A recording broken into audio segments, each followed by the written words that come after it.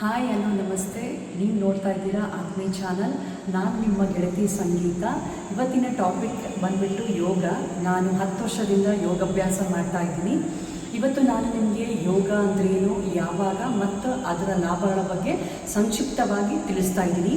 ಯೋಗ ಎಂದರೆ ಮನಸ್ಸು, ದೇಹ, ಆತ್ಮದ ಸಮತೋಲನವನ್ನು ಸಾಧಿಸುವ ಶಾರೀರಿಕ ಮತ್ತು ಮಾನಸಿಕ ಅಭ್ಯಾಸ.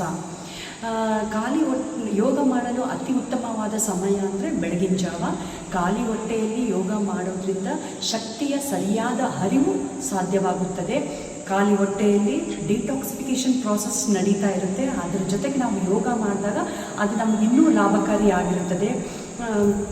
ಊಟ ಮಾಡಿದ ಮೇಲೆ ಯೋಗ ಮಾಡಿದರೆ ಏನಾಗುತ್ತೆ ಅಂತಂದರೆ ನಿಮಗೆ ವಾಮಿಟಿಂಗ್, ನಾಸಿಯಾ, ಡೈಜೆಷನ್ ಪ್ರಾಬ್ಲಮ್, ಹೀಗೆ ಹಲವಾರು ಪ್ರಾಬ್ಲಮ್ನ ನೀವು ಫೇಸ್ ಮಾಡಬೇಕಾಗುತ್ತೆ.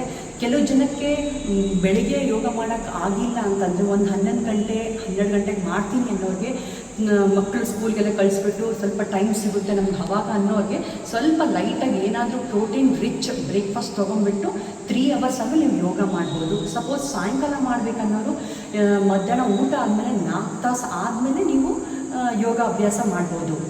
ಮತ್ತು ಯೋಗದ ಲಾಭಗಳು ಏನಂತಂದರೆ ನಮಗೆ ಸುಸ್ತು ಅಂತ ಅನಿಸೋದೇ ಇಲ್ಲ, ನಾವು ಆರೋಗ್ಯವಾಗಿರ್ತೀವಿ, ರೋಗ ನಿರೋಧಕ ಶಕ್ತಿ ಹೆಚ್ಚಾಗುತ್ತದೆ ಮತ್ತು ದೇಹದ ಫ್ಲೆಕ್ಸಿಬಿಲಿಟಿ ಚೆನ್ನಾಗಿರುತ್ತದೆ. ಶ್ವಾಸಕೋಶ, ಹೃದಯ ಮತ್ತು ಜೀರ್ಣಕ್ರಿಯೆ ಚೆನ್ನಾಗಿರುತ್ತದೆ. ಮನಸ್ಸು ಶಾಂತಿಯಾಗಿದ್ದು ಒತ್ತಡ ನಿವಾರಿಸಲು ಯೋಗ ಸಹಾಯ ಮಾಡುತ್ತದೆ. ಹೀಗೆ ಹಲವಾರು ಯೋಗಗಳ ಲಾಭವಿದ್ದಾವೆ. ಇವತ್ತು ನಾನು ನಿಮಗೆ ಯೋಗದಲ್ಲಿ ತುಂಬ ಆಸನಗಳಿದೆ. ಅದರಲ್ಲಿ ನಾನು ಇವತ್ತು 2 ಸ್ಪೆಷಲ್ ಆಸನಗಳನ್ನು ನಿಮಗೆ ತೋರಿಸ್ತಾ ಇದ್ದೀನಿ. ಆ 2 ಆಸನಕ್ಕೆ ಸ್ಪೆಷಲ್ 2 ಹೆಸರುಗಳಿವೆ. ಸೊ ನೀವು ಅದನ್ನು ನೋಡಿ ಕಮೆಂಟ್ ಮೂಲಕ ಆನ್ಸರ್ನ ತಿಳಿಸಿ ನಿಮ್ಮ ಬಹುಮಾನವನ್ನು ಗೆಲ್ಬಹುದು. ನಮಸ್ಕಾರ.